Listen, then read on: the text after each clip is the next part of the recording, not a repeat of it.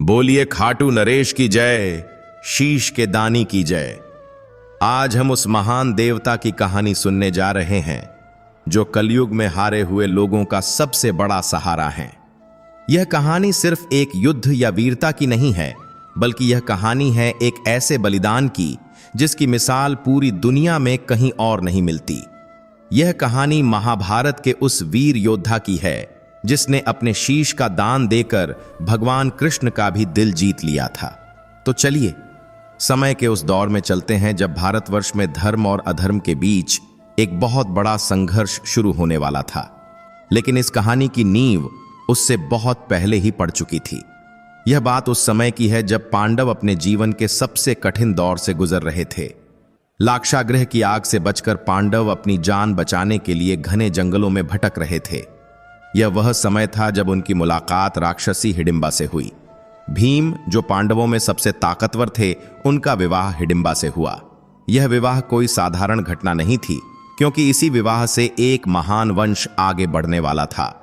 कुछ समय बाद भीम और हिडिंबा को एक पुत्र प्राप्त हुआ जिसका नाम रखा गया घटोत्कच। घटोत्कच जन्म से ही बहुत विशाल और ताकतवर था, क्योंकि उसमें एक वीर क्षत्रिय और एक मायावी राक्षसी दोनों का खून था। घटोत्कच का सिर घड़े जैसा था और उसके बाल बिल्कुल नहीं थे, इसलिए उसका नाम घटोत्कच पड़ा। पांडव अपना वनवास पूरा कर आगे बढ़ गए, लेकिन हिडिंबा और घटोत्कच वहीं जंगल में रह गए। घटोत्कच बड़ा हुआ और उसका विवाह कामकटंकटा नाम की कन्या से हुआ, जिसे कुछ जगहों पर मोरवी या अहिलावती भी कहा जाता है। वह भी बहुत गुणवान और शक्तिशाली थीं। समय बीतता गया और वह शुभ घड़ी आ ही गई जब इस धरती पर उस महान आत्मा का जन्म होने वाला था जिसे आज हम बाबा श्याम के नाम से पूजते हैं। घटोत्कच और उनकी पत्नी के घर एक सुंदर बालक ने जन्म लिया। यह बालक कोई साधारण बच्चा नहीं था।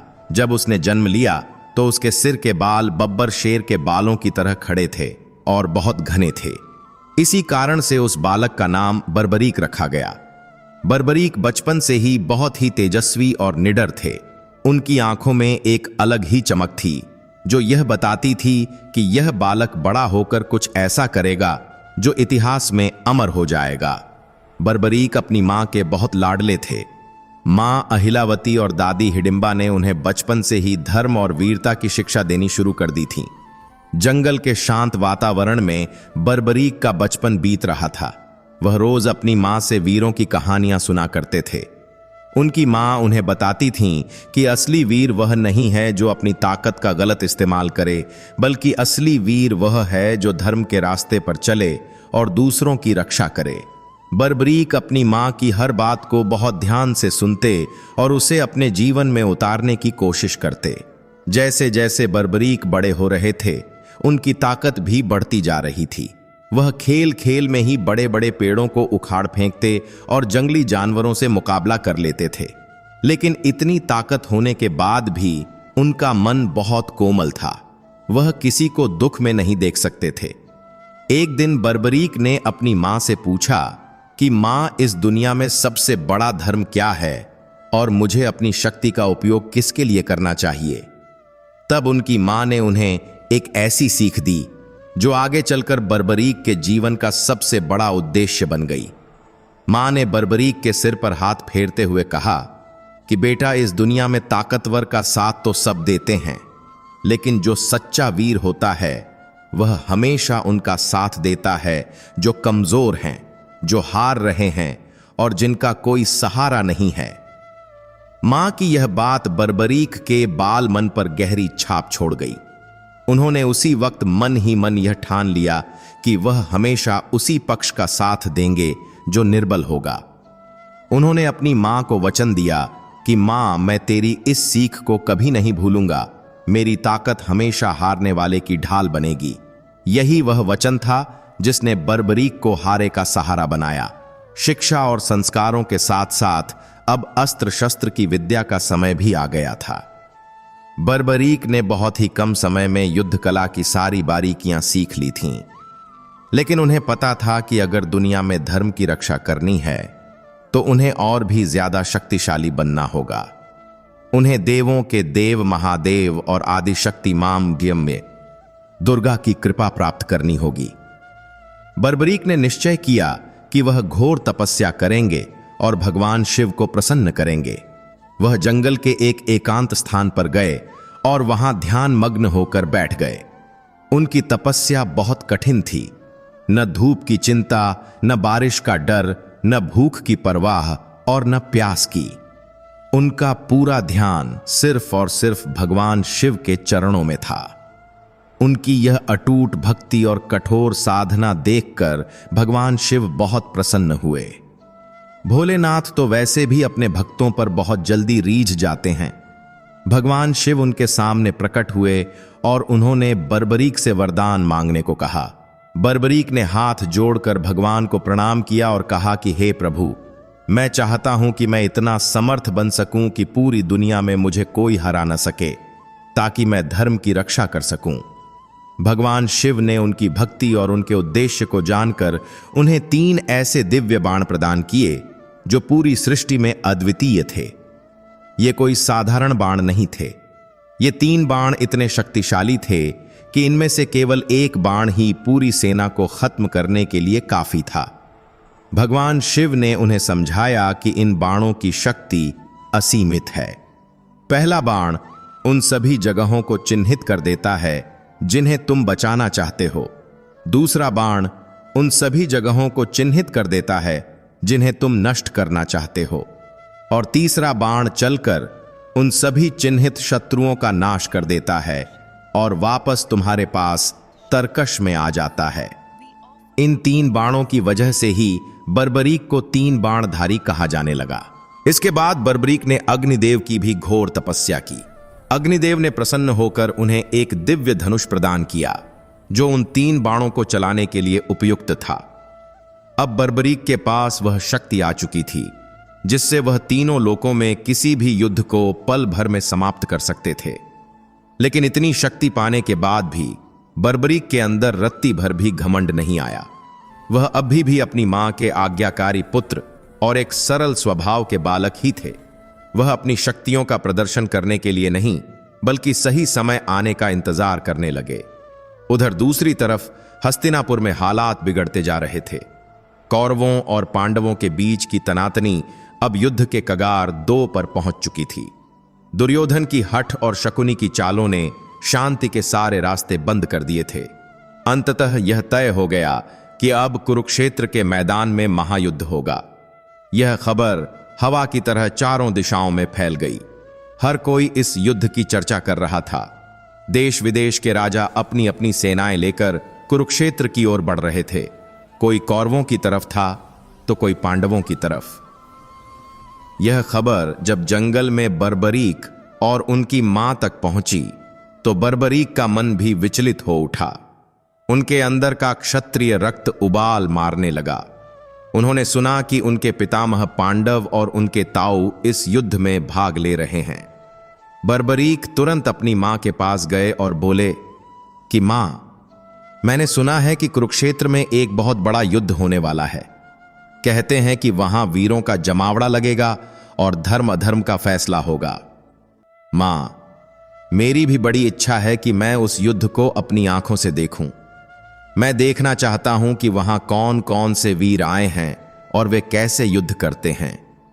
मां अहिलावती जानती थीं कि उनका बेटा अब बड़ा हो गया है और उसमें अपार शक्ति है, लेकिन एक मां का दिल तो हमेशा अपने बच्चे की सुरक्षा को लेकर चिंतित रहता है। उन्होंने बर्बरीक की आंखों में वह उत्साह देखा और समझ गईं कि अब इसे रोकना संभव नहीं है। मां ने अनुमति देते हुए कहा कि ठीक है पुत्र, तुम जाओ और उस युद्ध को देखो, लेकिन मेरी एक बात हमेशा याद रखना। बर्बरीक ने पूछा कि कौन सी बात मां? तब मां ने उन्हें उनका बचपन का वचन याद दिलाया। उन्होंने कहा कि बेटा, तुम जा तो रहे हो, लेकिन अगर वहां तुम्हें युद्ध करने की नौबत आ जाए या तुम्हें किसी का पक्ष लेना पड़े तो तुम किसका साथ दोगे? बर्बरीक ने मुस्कुराते हुए कहा कि मां, यह भी कोई पूछने की बात है?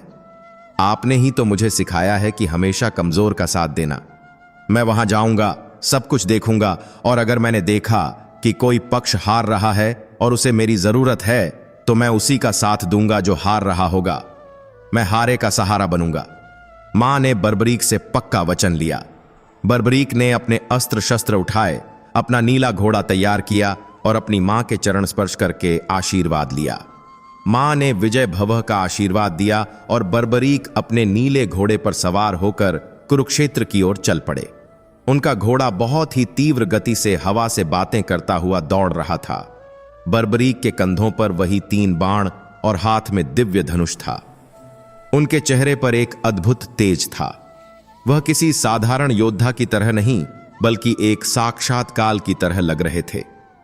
रास्ते में बर्बरीक सोच रहे थे कि यह युद्ध कैसा होगा, वहां कैसे कैसे योद्धा होंगे। उन्हें अपनी शक्ति पर पूरा भरोसा था, लेकिन उन्हें यह गुमान नहीं था। उनका उद्देश्य सिर्फ युद्ध देखना और अपनी मां के वचन को निभाना था। इधर भगवान श्री कृष्ण जो अंतर्यामी हैं, उन्हें सब पता था। वे जानते थे कि बर्बरीक कुरुक्षेत्र की ओर आ रहे हैं। श्री कृष्ण यह भी जानते थे कि बर्बरीक के पास जो 3 बाण हैं वे कितने विनाशकारी हैं। उन्हें पता था कि अगर बर्बरीक ने युद्ध में हिस्सा लिया तो यह युद्ध 18 दिन नहीं बल्कि कुछ ही पलों में समाप्त हो जाएगा। और सबसे बड़ी समस्या यह थी कि बर्बरीक ने अपनी मां को वचन दिया था कि वह हारने वाले का साथ देंगे। श्री कृष्ण जानते थे कि युद्ध में एक समय ऐसा जरूर आएगा जब कौरव हारने लगेंगे। अगर कौरव हारने लगे तो बर्बरीक अपने वचन के अनुसार कौरवों की तरफ चले जाएंगे और पांडवों का नाश कर देंगे, और अगर पांडव हारने लगे तो वह पांडवों का साथ देंगे।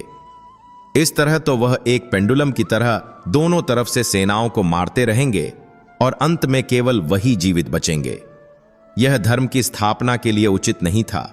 इसलिए भगवान श्री कृष्ण ने सोचा कि बर्बरीक की परीक्षा लेनी होगी और इस समस्या का कोई समाधान निकालना होगा।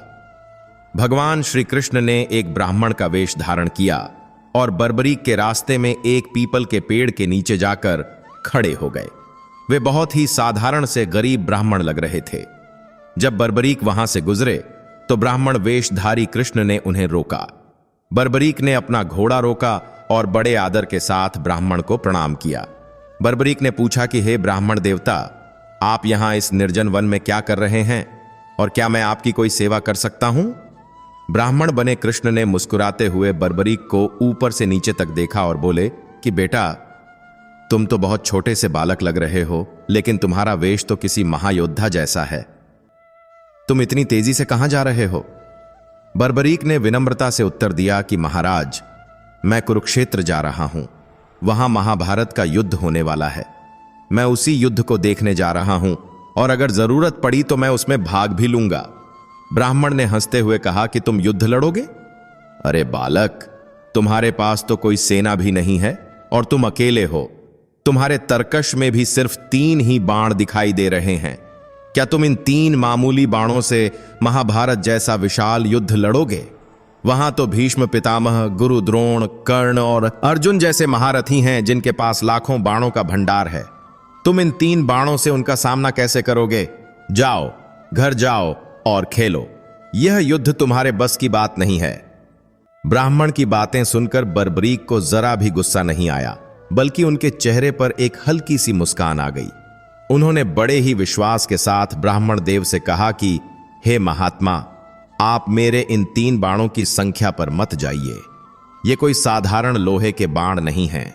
ये स्वयं भगवान शिव के दिए हुए महाविनाशकारी अस्त्र हैं। मेरा सिर्फ एक ही बाण पूरी शत्रु सेना को पल भर में खत्म करने की ताकत रखता है। अगर मैंने 3 बाण चला दिए दैत्य को तो 3 लोकों में प्रलय आ जाएगी। बर्बरीक ने समझाया कि मेरा पहला बाण उन चीजों पर निशान लगाता है जिन्हें मुझे बचाना है, दूसरा बाण उन चीजों पर निशान लगाता है जिन्हें मुझे मारना है, और तीसरा बाण चलकर उन निशानों को भेद देता है और अपना काम पूरा करके वापस मेरे पास आ जाता है। इसलिए मुझे 3 से ज्यादा बाणों की जरूरत ही नहीं है। ब्राह्मण वेश में खड़े भगवान कृष्ण मन ही मन बर्बरीक के आत्मविश्वास की दाद दे रहे थे, लेकिन उन्हें तो दुनिया को यह दिखाना था कि बर्बरीक सच में कितने शक्तिशाली हैं। इसलिए उन्होंने एक परीक्षा लेने की सोची। कृष्ण ने पास ही खड़े एक विशाल पीपल के पेड़ की ओर इशारा करते हुए कहा कि बेटा, बातें तो बहुत बड़ी बड़ी करते हो। अगर तुम सच में इतने बड़े धनुर्धर हो तो सामने जो पीपल का पेड़ है उसके सारे पत्तों को अपने एक ही बाण से भेद कर दिखाओ। अगर तुम ऐसा कर सके तो मैं मान जाऊंगा कि तुम सच में महायोद्धा हो। बर्बरीक ने तुरंत चुनौती स्वीकार कर ली। उन्होंने कहा कि यह तो मेरे लिए बहुत छोटा सा काम है ब्राह्मण देव। बर्बरीक ने अपने तरकश से एक बाण निकाला और भगवान शिव का ध्यान किया। जैसे ही बर्बरीक ने धनुष पर बाण चढ़ाया और आंखें बंद कीं, भगवान कृष्ण ने चुपके से एक चाल चली। उन्होंने उस पीपल के पेड़ का एक पत्ता तोड़कर चुपचाप अपने पैर के नीचे दबा लिया। कृष्ण यह देखना चाहते थे कि क्या बर्बरीक का बाण उस छिपे हुए पत्ते को भी ढूंढ पाएगा या नहीं। बर्बरीक ने मंत्र पढ़कर बाण छोड़ दिया। वह बाण सनसनाता हुआ हवा में उड़ा और देखते ही देखते उसने पीपल के पेड़ के सारे पत्तों को एक एक करके भेद दिया। पेड़ पर हजारों पत्ते थे, लेकिन बाण की गति इतनी तेज थी कि पलक झपकते ही सारे पत्तों में छेद हो गए। लेकिन इसके बाद जो हुआ उसे देखकर ब्राह्मण बने कृष्ण भी हैरान रह गए। सारे पत्तों को भेदने के बाद वह बाण वापस बर्बरीक के पास नहीं गया, बल्कि वह घूमकर भगवान कृष्ण के पैरों के पास आ गया और उनके पैर के ऊपर मंडराने लगा। बाण वहीं हवा में रुक गया, जैसे वह किसी चीज का इंतजार कर रहा हो। बर्बरीक ने जब यह देखा तो वह समझ गए कि माजरा क्या है। उन्होंने मुस्कुराते हुए ब्राह्मण से कहा कि हे ब्राह्मण देव, कृपया अपना पैर हटा लीजिए। लगता है कि आपके पैर के नीचे भी एक पत्ता दबा हुआ है। मेरा बाण उस पत्ते को भेदना चाहता है, लेकिन वह आपका सम्मान कर रहा है, इसलिए रुका हुआ है। अगर आपने पैर नहीं हटाया तो यह आपके पैर को भेद कर उस पत्ते को छेद देगा। भगवान कृष्ण ने मन ही मन सोचा कि यह बालक तो सच में अजेय है। इसका निशाना कभी चूकता नहीं है और इसकी शक्तियों का कोई तोड़ नहीं है। उन्होंने अपना पैर हटाया और बाण ने तुरंत उस दबे हुए पत्ते को भी भेद दिया और वापस बर्बरीक के तरकश में चला गया।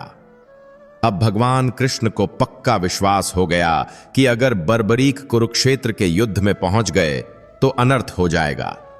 बर्बरीक ने अपनी मां को वचन दिया है कि वह हारने वाले का साथ देंगे।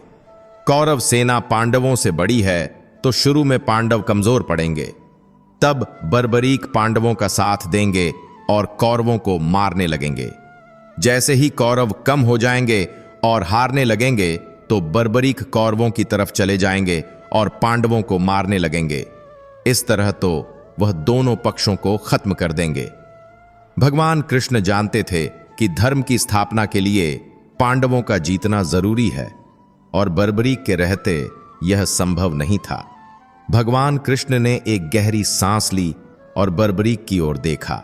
उन्होंने सोचा कि अब दान मांगने का समय आ गया है। ब्राह्मण ने बर्बरीक से कहा कि बेटा, मैं तुम्हारी वीरता से बहुत प्रसन्न हुआ।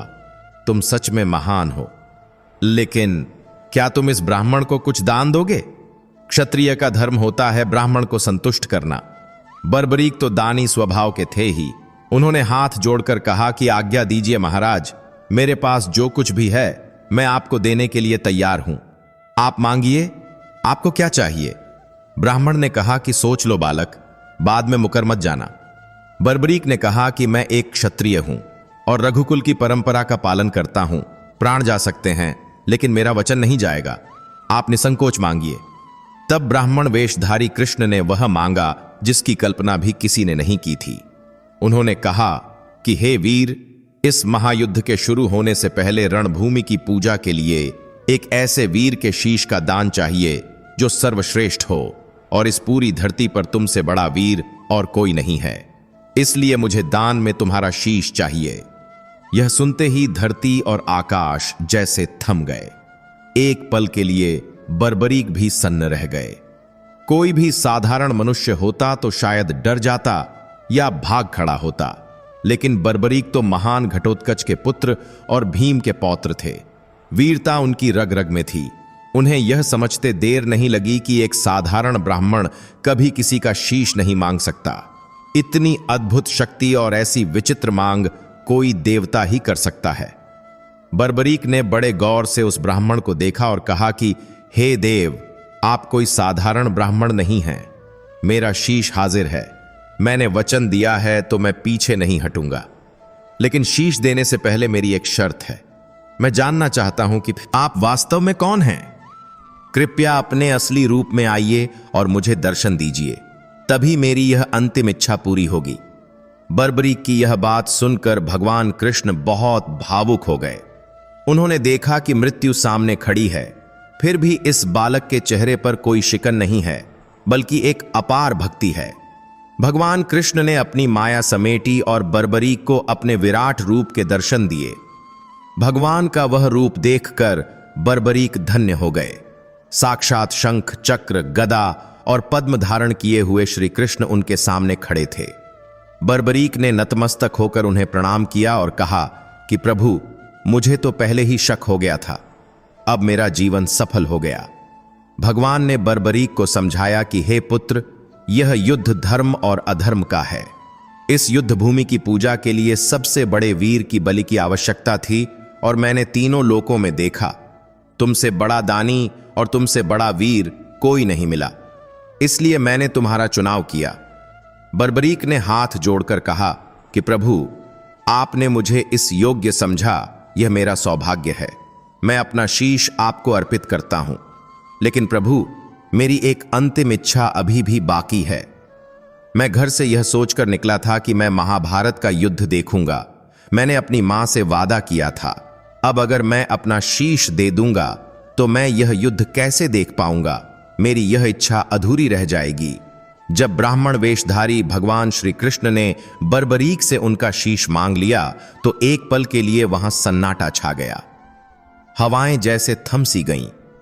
लेकिन बर्बरीक, जो बचपन से ही वीरों की कहानियां सुनकर बड़े हुए थे, उनके चेहरे पर डर की एक लकीर तक नहीं आई। उन्होंने बहुत ही गहराई से उस ब्राह्मण की आंखों में देखा। बर्बरीक समझ चुके थे कि एक साधारण इंसान, चाहे वह कोई भी हो, राह चलते किसी से उसका सिर नहीं मांग सकता। और शीश मांगने के बाद भी उस ब्राह्मण के चेहरे पर जो तेज और शांति थी, वह बता रही थी कि यह कोई सामान्य घटना नहीं है। बर्बरीक ने हाथ जोड़कर बहुत ही विनम्रता के साथ कहा कि हे विप्रवर, हे ब्राह्मण देवता, मैं अपना वचन कभी नहीं तोड़ता। रघुकुल की रीत है और क्षत्रिय का धर्म है कि अगर जुबान दे दी तो फिर पीछे हटने का सवाल ही नहीं उठता। मेरा यह शीश तो क्या, अगर आप मेरे प्राण भी मांगते तो मैं हंसते हंसते दे देता। लेकिन मेरे मन में एक जिज्ञासा है, एक शंका है जिसे दूर करना बहुत जरूरी है। मुझे नहीं लगता कि आप एक साधारण ब्राह्मण हैं। आपकी वाणी में जो जादू है, आपके व्यक्तित्व में जो आकर्षण है, वह किसी देवता का ही हो सकता है। इसलिए मेरी आपसे विनती है कि आप अपना छल कपट छोड़िए और मुझे अपने असली रूप के दर्शन कराइए। मैं जानना चाहता हूं कि आखिर वह कौन सी शक्ति है जो मेरी परीक्षा ले रही है और जिसे मेरे शीश की आवश्यकता पड़ी है। बर्बरीक की यह बात सुनकर भगवान श्री कृष्ण मंद मंद मुस्कुराए। उन्हें लगा कि यह बालक न केवल बलवान है बल्कि बुद्धिमान भी है और इसका भक्ति भाव भी अटूट है। तब भगवान ने अपनी लीला दिखाई। अचानक वहां का वातावरण बदलने लगा। जो साधारण सा जंगल दिख रहा था, वहां एक दिव्य प्रकाश फैल गया। भगवान श्री कृष्ण ने उस ब्राह्मण के वेश को त्याग दिया और अपने वास्तविक अलौकिक रूप में आ गए। बर्बरीक ने देखा कि उनके सामने साक्षात त्रिभुवन के स्वामी खड़े हैं। उनके सिर पर मोर मुकुट सजा हुआ था, कानों में मकराकृत कुंडल हिल रहे थे, गले में वैजयंती माला अपनी सुगंध बिखेर रही थी और उनके सांवले शरीर पर पीतांबर बिजली की तरह चमक रहा था। उनके 4 हाथों में शंख, चक्र, गदा और पद्म सुशोभित थे। भगवान का वह विराट और दिव्य रूप देखकर बर्बरीक की आंखें फटी की फटी रह गईं। उनका रोम रोम पुलकित हो उठा। ऐसा रूप जिसके दर्शन के लिए बड़े बड़े ऋषि मुनि हजारों साल तपस्या करते हैं, वह रूप आज बर्बरीक के सामने सहज ही प्रकट था। बर्बरीक तुरंत घुटनों के बल बैठ गए और उनकी आंखों से प्रेम के आंसू बहने लगे। उन्होंने गदगद कंठ से कहा कि हे प्रभु, हे द्वारकाधीश, मुझे क्षमा करें कि मैं आपको पहचान नहीं पाया। मेरा जीवन धन्य हो गया। आज मेरा जन्म लेना सफल हो गया। प्रभु, अब मुझे मरने का कोई दुख नहीं होगा, क्योंकि स्वयं परमात्मा मेरे सामने खड़े होकर मेरा शीश मांग रहे हैं। इससे बड़ा सौभाग्य और क्या हो सकता है। भगवान श्री कृष्ण ने बर्बरीक को उठाया और बहुत ही स्नेह से कहा कि पुत्र बर्बरीक, तुम वास्तव में महान हो। तुम्हारी वीरता और दानवीरता आने वाले युगों तक याद रखी जाएगी। तब बर्बरीक ने पूछा कि प्रभु, लेकिन मुझे एक बात बताइए, आखिर मेरे शीश की आवश्यकता क्यों पड़ी? क्या मेरे शीश के बिना यह महाभारत का युद्ध शुरू नहीं हो सकता था?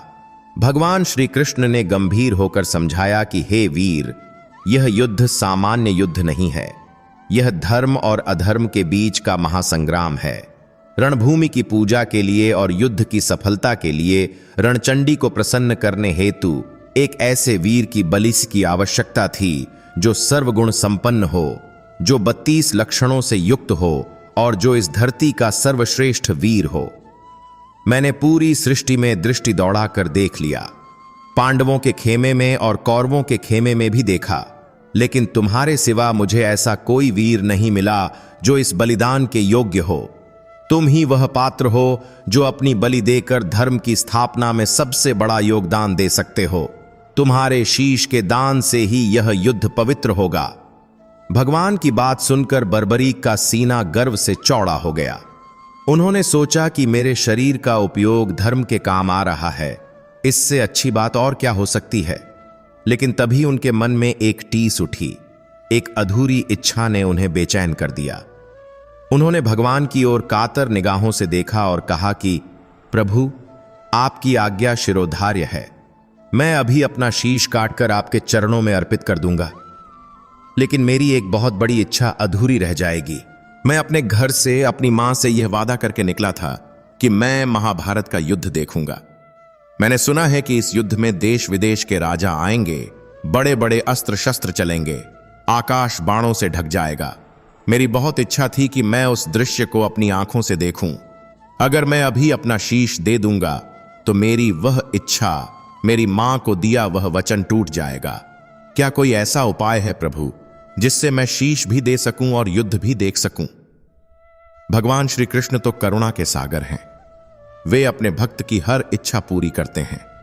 उन्होंने बर्बरीक के सिर पर हाथ रखा और उन्हें एक अद्भुत वरदान दिया। भगवान ने कहा कि हे बर्बरीक, तुम्हारी यह इच्छा जरूर पूरी होगी। तुम निश्चिंत होकर अपना शीश दान करो।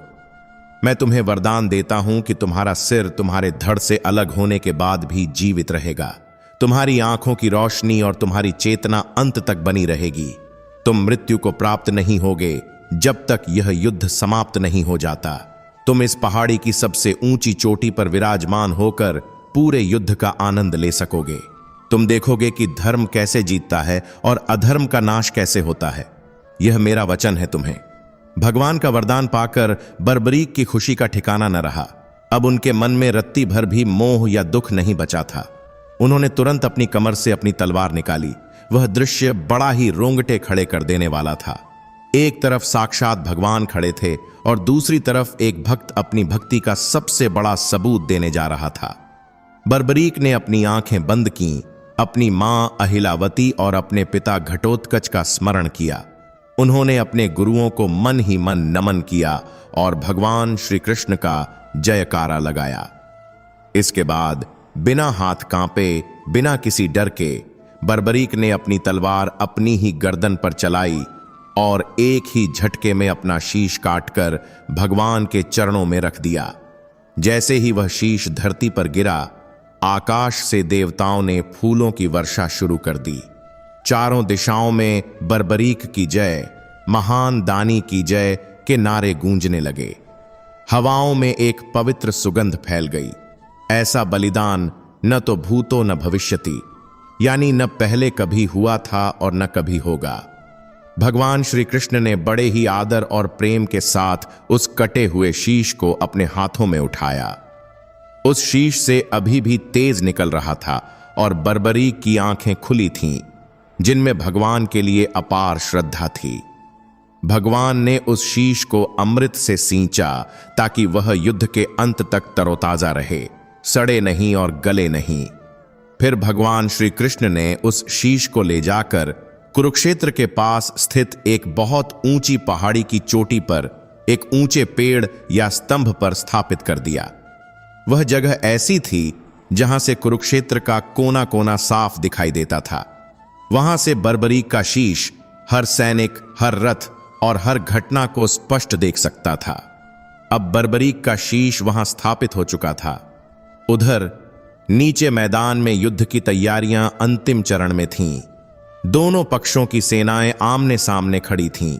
एक तरफ कौरवों की विशाल अक्षौहिणी सेना थी, जिसमें भीष्म पितामह जैसे अनुभवी, गुरु द्रोण जैसे ज्ञानी, कर्ण जैसे महादानी और दुर्योधन जैसे हठी योद्धा थे। दूसरी तरफ पांडवों की सेना थी, जो संख्या में कम जरूर थी, लेकिन उनके साथ धर्म था और स्वयं भगवान श्री कृष्ण थे। माहौल में तनाव इतना ज्यादा था कि उसे महसूस किया जा सकता था। शंखों की आवाज गूंजने लगी थी। हाथियों की चिंगाड़ और घोड़ों की टाप से धरती कांप रही थी। बर्बरीक का शीश ऊपर पहाड़ी से यह सब देख रहा था। उनके लिए यह किसी खेल जैसा ही रोमांचक दृश्य था। वे उत्सुकता से देख रहे थे कि अब क्या होगा। तभी युद्ध के मैदान के बीचों बीच अर्जुन का रथ आकर रुका। अर्जुन ने देखा कि सामने उसके अपने ही सगे संबंधी खड़े हैं, भीष्म पितामह, जिन्होंने उसे गोद में खिलाया था, गुरु द्रोण, जिन्होंने उसे धनुष पकड़ना सिखाया, अपने भाई, अपने मित्र। इन सब को देखकर अर्जुन का गांडीव हाथ से छूटने लगा। अर्जुन मोह में पड़ गए। वे रथ के पिछले हिस्से में जाकर बैठ गए और कृष्ण से बोले कि केशव, मैं युद्ध नहीं कर सकता, मैं अपनों को मारकर राज नहीं भोगना चाहता। बर्बरीक ऊपर से यह सब देख रहे थे। वे सोच रहे थे कि अर्जुन जैसा महायोद्धा आज इतना कमजोर क्यों पड़ रहा है। लेकिन तभी उन्होंने देखा कि भगवान श्री कृष्ण ने अर्जुन को उपदेश देना शुरू किया। वह गीता का ज्ञान, जो आज पूरी मानवता के लिए एक मार्गदर्शक है, बर्बरीक ने साक्षात भगवान के मुख से सुना। उन्होंने देखा और सुना कि कैसे कृष्ण अर्जुन को समझा रहे हैं कि आत्मा अमर है, शरीर नश्वर है और क्षत्रिय का धर्म युद्ध करना है, परिणाम की चिंता करना नहीं। बर्बरीक के शीश ने गीता के उस पूरे ज्ञान को आत्मसात किया। यह भी उनका एक सौभाग्य था कि युद्ध देखने के साथ साथ उन्हें ब्रह्म ज्ञान भी मिल रहा था। काफी देर समझाने के बाद और अपना विराट रूप दिखाने के बाद अर्जुन का मोह भंग हुआ। अर्जुन ने फिर से गांडीव उठाया और टंकार की। उस टंकार की आवाज से पूरा कुरुक्षेत्र गूंज उठा और फिर वह महायुद्ध शुरू हुआ जिसका इंतजार देवता भी कर रहे थे। तीरों की बारिश शुरू हो गई। बर्बरीक बड़े ध्यान से देख रहे थे। वे देख रहे थे कि कैसे भीष्म पितामह अपनी वृद्धावस्था में भी शेर की तरह दहाड़ रहे थे। उनके बाणों के सामने पांडवों की सेना तिनकों की तरह उड़ रही थी। बर्बरीक मन ही मन भीष्म की प्रशंसा कर रहे थे कि वाह, क्या योद्धा हैं। उम्र का कोई असर नहीं, बाणों की गति बिजली से भी तेज है। हर दिन का युद्ध कुछ न कुछ नया लेकर आता था। खून की नदियां बह रही थीं, लेकिन बर्बरीक की नजरें हर उस बारीकी पर थीं जो आम इंसान नहीं देख सकता था। युद्ध का शंखनाद हुआ और कुरुक्षेत्र की धरती खून से लाल होने लगी। बर्बरीक का शीश पहाड़ी से सब कुछ देख रहा था। एक एक करके दिन बीतते गए और युद्ध भयंकर होता गया। बर्बरीक ने देखा कि कैसे 10वें दिन पितामह भीष्म, जो इच्छा मृत्यु का वरदान पाए हुए थे, अर्जुन के बाणों से छलनी होकर बाणों की शैया पर गिर पड़े। वह दृश्य बहुत ही करुण था, लेकिन बर्बरीक जानते थे कि यह विधि का विधान है। फिर उन्होंने देखा कि कैसे गुरु द्रोणाचार्य, जो कौरवों के सेनापति थे, उन्होंने पांडवों की सेना में हाहाकार मचा दिया। लेकिन फिर एक अर्ध सत्य अश्वत्थामा हतो नरो वा कुंजरो वा की वजह से उन्होंने शस्त्र त्याग दिए और धृष्टद्युम्न ने उनका वध कर दिया। बर्बरीक यह सब बड़े ही शांत भाव से देख रहे थे। उनकी आंखों में न तो किसी के लिए नफरत थी और न ही किसी के लिए मोह। वे बस एक साक्षी की तरह सत्य को देख रहे थे। फिर वह दिन भी आया जब वीर अभिमन्यु को 7 महारथियों ने घेर कर अन्याय से मारा। उस समय बर्बरीक की आंखों में भी क्रोध की ज्वाला उठी होगी, लेकिन वे तो केवल एक दर्शक थे, कुछ कर नहीं सकते थे। उन्होंने देखा कि कैसे उस बालक ने अकेले ही कौरवों के चक्रव्यूह को भेद दिया था। 17वें दिन का युद्ध सबसे रोमांचक था। महादानी कर्ण और अर्जुन आमने सामने थे। बर्बरीक ने देखा कि कर्ण का रथ का पहिया जमीन में धंस गया और वह निहत्था हो गया। कर्ण ने धर्म की दुहाई दी, लेकिन श्री कृष्ण के इशारे पर अर्जुन ने अंजलि बाण चलाया और कर्ण का मस्तक धड़ से अलग कर दिया। बर्बरीक ने देखा कि कैसे एक महान योद्धा का अंत हुआ। और अंत में 18वें दिन भीम और दुर्योधन का गदा युद्ध हुआ। भीम ने श्री कृष्ण का संकेत समझकर दुर्योधन की जंघा पर प्रहार किया और उसे धराशायी कर दिया। दुर्योधन के गिरते ही कौरव सेना पूरी तरह हार गई और पांडवों की विजय हुई। 18 दिनों तक चला वह महाविनाश रुक गया। चारों तरफ शांति छा गई, लेकिन यह शांति श्मशान की शांति थी। बर्बरीक ने देखा कि जीत तो मिली, लेकिन बहुत कुछ खोने के बाद। युद्ध समाप्त होने के बाद पांडवों के शिविर में खुशी का माहौल था। हस्तिनापुर का राज अब उनका था। लेकिन जीत की इस खुशी के साथ साथ अनजाने में ही पांडवों के मन में अहंकार का एक बीज अंकुरित हो गया। जब पांचों पांडव और भगवान श्री कृष्ण एक साथ बैठे थे, तो बातों ही बातों में चर्चा छिड़ गई कि आखिर इस महान युद्ध का असली नायक कौन है। किसकी वीरता की वजह से यह असंभव जीत हासिल हुई है? भीमसेन, जो अपनी ताकत पर बहुत गर्व करते थे, अपनी छाती ठोककर बोले कि यह युद्ध मेरी वजह से जीता गया है। मैंने ही दुर्योधन, दुशासन और 100 कौरवों को अपनी गदा से यमलोक पहुंचाया है। अगर मैं न होता तो कौरवों की विशाल सेना का सामना कौन करता? इसलिए असली श्रेय मुझे मिलना चाहिए। उधर अर्जुन भी कहां चुप रहने वाले थे। उन्हें अपने गांडीव धनुष पर बहुत नाज था। उन्होंने कहा कि भ्राता भीम, आप भूल रहे हैं कि पितामह भीष्म और महारथी कर्ण जैसे योद्धाओं को किसने हराया। अगर मेरा गांडीव न चलता तो क्या हम यह युद्ध जीत पाते? यह विजय मेरे और मेरे धनुष की वजह से हुई है। नकुल और सहदेव ने भी अपनी तलवारबाजी के किस्से सुनाने शुरू कर दिए। हर कोई खुद को सर्वश्रेष्ठ साबित करने में लगा था। भगवान श्री कृष्ण वहां चुपचाप बैठे मुस्कुरा रहे थे। वे देख रहे थे कि जिन पांडवों ने धर्म के लिए इतना बड़ा युद्ध लड़ा, अब वे ही मैं और मेरा के चक्कर में पड़ रहे हैं। जीत का नशा इंसान की बुद्धि को कैसे हर लेता है, यह उसका जीता जागता उदाहरण था। जब बहस बहुत बढ़ गई और कोई फैसला नहीं हो पाया, तो सभी पांडवों ने श्री कृष्ण की ओर देखा। युधिष्ठिर ने कहा कि केशव, आप ही निर्णय करें। आप तो पूरे समय युद्ध में हमारे साथ थे। आप ही बताइए कि हम में से सर्वश्रेष्ठ योद्धा कौन है। श्री कृष्ण ने बड़ी चतुराई से कहा कि हे पांडवों, मैं तो पूरे समय अर्जुन के रथ के घोड़े संभालने में और सारथी का धर्म निभाने में व्यस्त था। मेरा ध्यान तो धूल और शोर में था। मैं ठीक से देख ही नहीं पाया कि कौन कैसे लड़ रहा था। मैं इसका फैसला नहीं कर सकता। पांडव निराश हो गए। तब कृष्ण ने कहा कि निराश मत हो। एक व्यक्ति है जिसने इस युद्ध को बहुत बारीकी से देखा है। वह एक पल के लिए भी रणभूमि से नहीं हटा। हमें उसी के पास चलना चाहिए। वही दूध का दूध और पानी का पानी कर सकता है। पांडवों ने पूछा कि ऐसा कौन है प्रभु? तब कृष्ण ने उस ऊंची पहाड़ी की ओर इशारा किया और कहा कि बर्बरीक, घटोत्कच का पुत्र और भीम का पौत्र। मैंने उसके शीश को उस पहाड़ी पर स्थापित किया था ताकि वह अपनी इच्छा अनुसार युद्ध देख सके। वह अभी भी जीवित है और जागृत है। चलो उसी से पूछते हैं। सभी पांडव और भगवान श्री कृष्ण उस पहाड़ी पर चढ़े। वहां पहुंचकर उन्होंने देखा कि बर्बरीक का शीश एक अलौकिक तेज के साथ चमक रहा था। उनके चेहरे पर एक दिव्य शांति थी। पांडवों ने उन्हें प्रणाम किया। भीम को अपने पोते को देखकर बहुत गर्व हुआ। उन्होंने सोचा कि बर्बरीक तो मेरा ही खून है।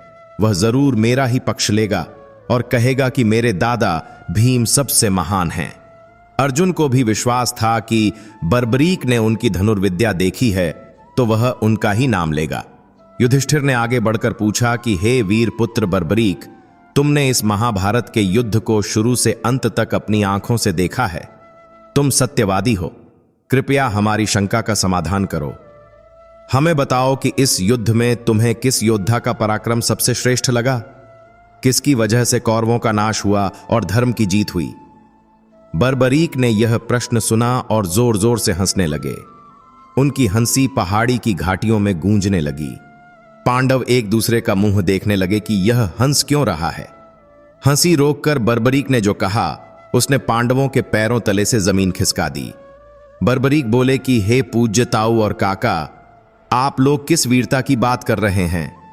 मुझे क्षमा करें, लेकिन सत्य तो यह है कि मुझे इस पूरे युद्ध में आप में से कोई भी लड़ता हुआ दिखाई ही नहीं दिया।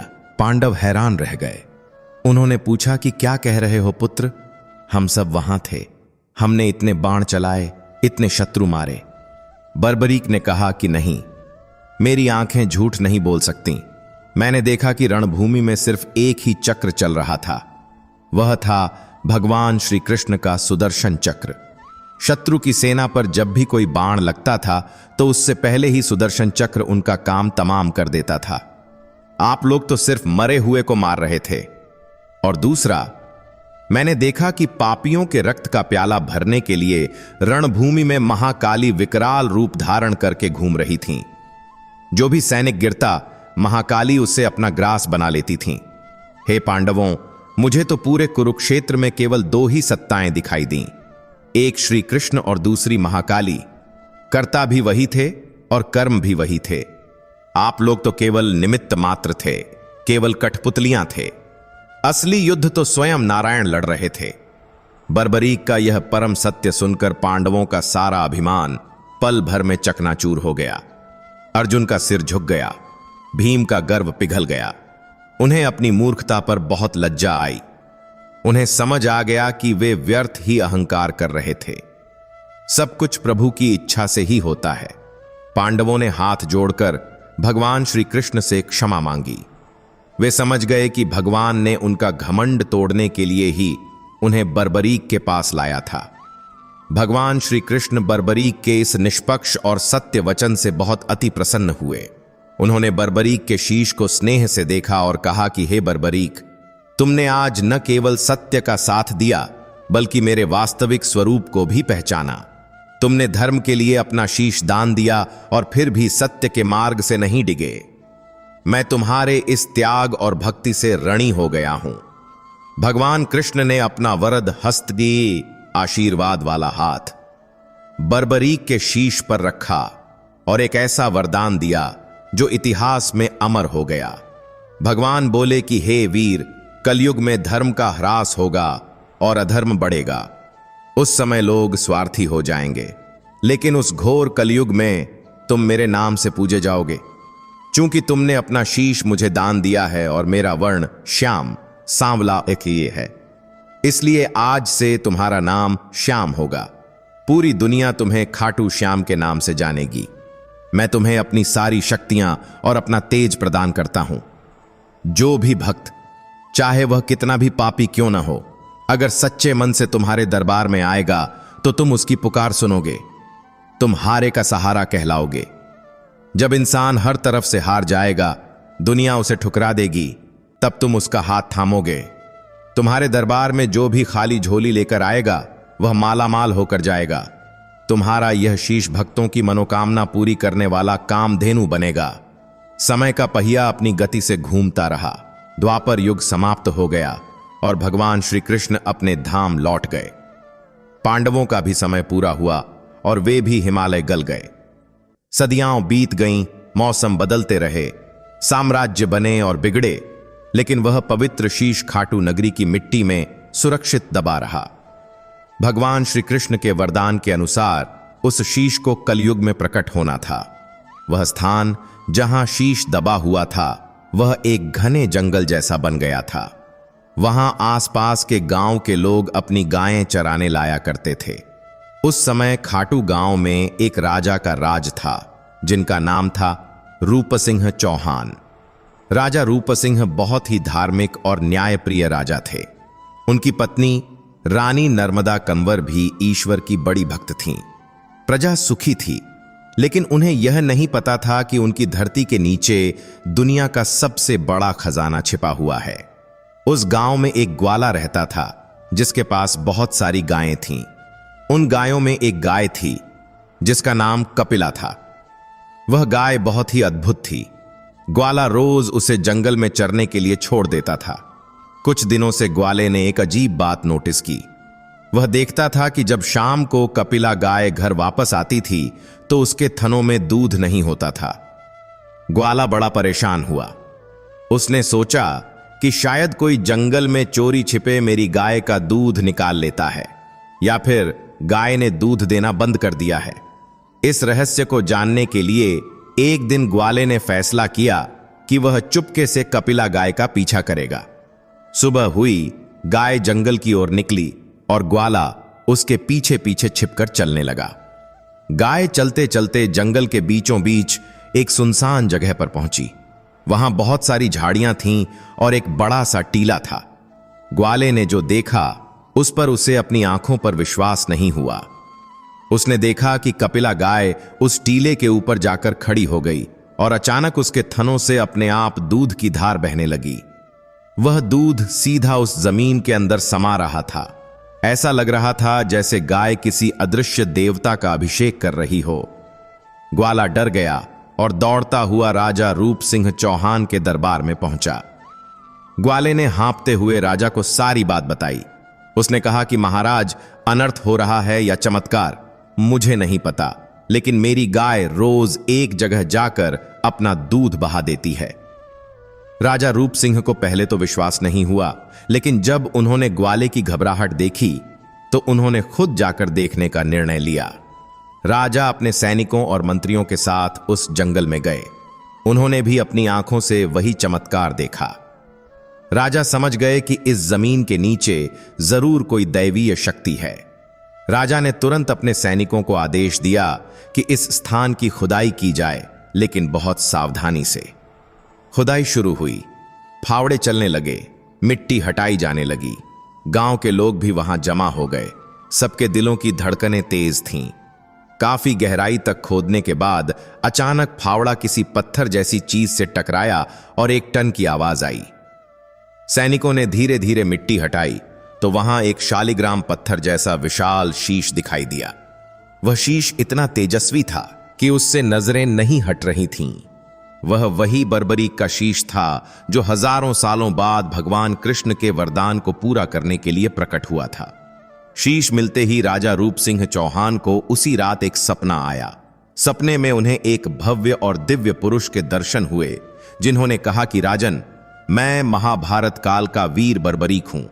भगवान श्री कृष्ण के वरदान से मुझे कलयुग में श्याम नाम मिला है। अब मेरे प्रकट होने का समय आ गया है। तुम मेरा एक मंदिर बनवाओ और मेरी सेवा करो। राजा की नींद खुली तो वे पसीने से लथपथ थे, लेकिन उनका मन एक अजीब सी खुशी से भरा हुआ था। राजा ने अपनी रानी नर्मदा कंवर को यह सपना सुनाया। रानी तो पहले से ही भक्त थीं। उन्होंने कहा कि महाराज, यह तो हमारा सौभाग्य है कि भगवान हमारे राज्य में प्रकट हुए हैं। हमें तुरंत मंदिर निर्माण का कार्य शुरू करना चाहिए। राजा ने ज्योतिषियों और पंडितों को बुलाया। शुभ मुहूर्त निकाला गया। वह दिन कार्तिक महीने के शुक्ल पक्ष की एकादशी का दिन था, जिसे आज हम देवउठनी एकादशी भी कहते हैं। इसी पवित्र दिन बाबा श्याम के शीश को विधि विधान से स्थापित किया गया। इसलिए 11 एकादशी का दिन बाबा श्याम को सबसे प्रिय है और भक्त इस दिन विशेष रूप से व्रत रखते हैं और कीर्तन करते हैं। मंदिर तो बन गया, लेकिन बाबा की महिमा के चमत्कार तुरंत दिखाई देने लगे। एक बहुत प्रसिद्ध कथा है जो बताती है कि बाबा श्याम अपने भक्तों के लिए कितने दयालु हैं। उसी समय के आसपास एक और घटना घटी जिसने लोगों के विश्वास को पक्का कर दिया। कहते हैं कि एक बार मुगल बादशाह औरंगजेब अपनी सेना लेकर मंदिरों को तोड़ने के लिए निकला था। वह खाटू श्याम जी के मंदिर की तरफ भी बढ़ा। जब वह मंदिर के पास पहुंचा तो उसने देखा कि मंदिर के अंदर से एक अजीब सी रोशनी आ रही है। औरंगजेब ने अपनी तलवार निकाली और शिवलिंग या मूर्ति को खंडित करने के लिए आगे बढ़ा, लेकिन जैसे ही उसने प्रहार करना चाहा, मंदिर के विग्रह मूर्ति से रक्त की धारा फूट पड़ी। साथ ही औरंगजेब की सेना के घोड़े बिहर गए और सैनिक उल्टे पांव भागने लगे। कहते हैं कि औरंगजेब भी उस शक्ति को देखकर डर गया और वहां से भाग खड़ा हुआ। बाबा श्याम ने अपने मंदिर और अपने अस्तित्व की रक्षा स्वयं की। यह खबर आग की तरह फैल गई कि खाटू वाले बाबा साक्षात जागृत देव हैं। धीरे धीरे खाटू धाम की ख्याति बढ़ने लगी। राजा रूप सिंह चौहान के बाद उनके वंशजों ने भी मंदिर की सेवा जारी रखी। आज जो हम विशाल मंदिर देखते हैं, उसका पुनर्निर्माण और विस्तार बाद में दीवान अभय सिंह जी ने करवाया था। मंदिर की वास्तुकला बहुत ही सुंदर है। संगमरमर का काम, चांदी के दरवाजे और सोने का पत्र चढ़ा हुआ शिखर भक्तों का मन मोह लेता है। लेकिन मंदिर की सुंदरता से ज्यादा महत्व वहां के वातावरण का है। जैसे ही कोई भक्त तोरण द्वार के मंदिर का प्रवेश द्वार से अंदर कदम रखता है, उसे ऐसा लगता है जैसे वह किसी दूसरी दुनिया में आ गया हो। वहां की हवा में अगरबत्ती और इत्र की सुगंध घुली रहती है। चारों तरफ हाथी घोड़ा पालकी, जय कन्हैया लाल की और श्याम बाबा की जय के नारे गूंजते रहते हैं। भक्त घंटों लाइन में खड़े रहते हैं, लेकिन उन्हें थकान नहीं होती, क्योंकि उन्हें पता है कि बस कुछ पलों में उन्हें अपने सांवरे का दीदार होने वाला है। अब बात करते हैं बाबा श्याम के सबसे बड़े मेले की, जो फाल्गुन महीने में लगता है। होली के आसपास खाटू नगरी का नजारा देखने लायक होता है। देश दुनिया से लाखों भक्त वहां पहुंचते हैं। इस मेले की सबसे खास बात है निशान यात्रा। निशान का मतलब है एक विशेष प्रकार का झंडा। भक्त रींग्स, एक पास का शहर, से पैदल चलकर खाटू धाम तक आते हैं। यह दूरी लगभग 17 से 18 किलोमीटर की है। भक्त अपने हाथों में केसरिया, नीले या रंग बिरंगे झंडे निशान लिए होते हैं। इन निशानों पर बाबा श्याम का चित्र, नारियल और मोर पंख लगा होता है। यह निशान विजय का प्रतीक है। जैसे बर्बरीक ने महाभारत में धर्म की विजय के लिए शीश दिया था, वैसे ही भक्त यह निशान चढ़ाकर बाबा को यह विश्वास दिलाते हैं कि हम आपके भरोसे हैं और आप हमारी जीत करवाएंगे। नंगे पैर, नाचते गाते, गुलाल उड़ाते हुए भक्त जब रींग से खाटू की तरफ बढ़ते हैं, तो ऐसा लगता है जैसे भक्ति का कोई समुद्र उमड़ आया हो। रास्ते में जगह जगह भंडारे लगे होते हैं। कोई पानी पिला रहा होता है, कोई शरबत बांट रहा होता है, कोई थके हुए भक्तों के पैर दबा रहा होता है। यहां कोई अमीर नहीं, कोई गरीब नहीं, सब सिर्फ श्याम प्रेमी होते हैं। बाबा श्याम का श्रृंगार भी अपने आप में एक अद्भुत दर्शन है। हर दिन बाबा का अलग अलग फूलों से श्रृंगार किया जाता है।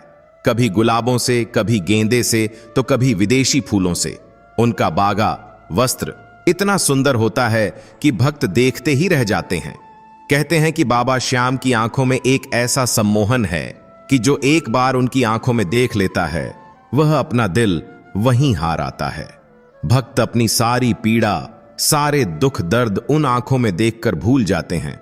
कई भक्त तो मंदिर के अंदर घुसते ही रोने लगते हैं। यह रोना दुख का नहीं, बल्कि उस मिलन का होता है, उस सुकून का होता है जो उन्हें अपने पिता के घर आकर मिलता है। बाबा श्याम को लखदातार इसलिए कहा जाता है क्योंकि वे बिना गिने देते हैं। वे यह नहीं देखते कि मांगने वाला कौन है। जो भी श्रद्धा से हाथ फैलाता है, उसकी झोली भर जाती है। लोगों के इतने काम बने हैं, इतनी मन्नतें पूरी हुई हैं कि आज हर घर में खाटू श्याम जी की तस्वीर और कीर्तन सुनाई देता है। हारे हुए व्यापारी, बीमार लोग, संतान की चाह रखने वाले दंपति, सबकी आशा की आखिरी किरण बाबा श्याम ही हैं। कलयुग के इस दौर में जहां इंसान इंसान का दुश्मन बना बैठा है, खाटू धाम एक ऐसी जगह है जहां भाईचारा और प्रेम देखने को मिलता है। वहां कोई ऊंच नीच नहीं है। वहां सब एक ही कतार में खड़े होकर अपने बारी का इंतजार करते हैं।